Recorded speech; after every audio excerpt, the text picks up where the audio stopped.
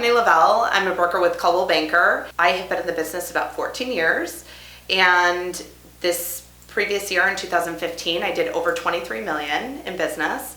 And I would say about 95% of my business is all referral based. So I really am a big believer in taking care of my clients and then getting referral business from them. The most important thing to me in this business is making sure that my clients have a really great experience and feel like they want to pass along my name. So let's talk about top producer strategies. How important is it to have a support staff?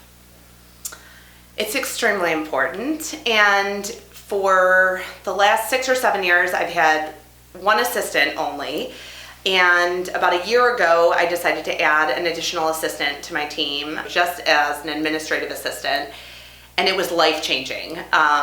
I did not realize how much of my time was being torn from the activities that I really should have been doing to activities that were really not a great use of my time. I know everyone kind of has different setups for their team and administrative staff. I have a full-time admin who is in the office Monday through Friday for me, and then will also work on the weekends if I need her to. And then I have a full-time showing assistant that is licensed, who does a lot of my running around, grabbing keys, dropping off brochures, doing a lot of our listing showings, because in Chicago, we do all of our own showings of all of our properties. If an agent is looking to hire their first staff member, what should that staff member focus on, that first hire you feel, to get them to the next level? I kind of think it should be someone who's going to handle tasks that you don't necessarily love or that you're not necessarily great at, that are taking up a lot of your time. So for me, running around the city all the time doing showings was the part of the business I liked least. So to me, that was my first hire, and that gave me so much more time back on my schedule, because instead of wasting an hour and a half on a buyer that was never going to buy that property, that time could be spent doing sales and marketing and other stuff that was a lot more important in the office. Great. What is your opinion on an agent working online leads compared to relationship-based leads?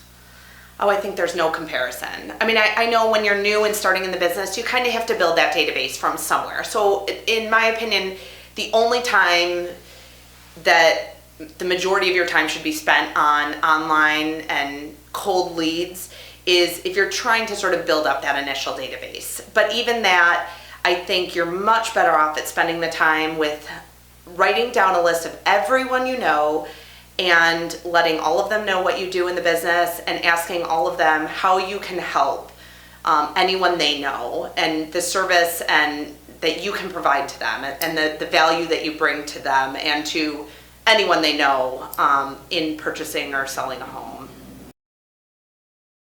I think my biggest piece of advice is really let your clients know that you care. I think that's the number one. I think if they don't know that you care, they don't care about anything that you know, right?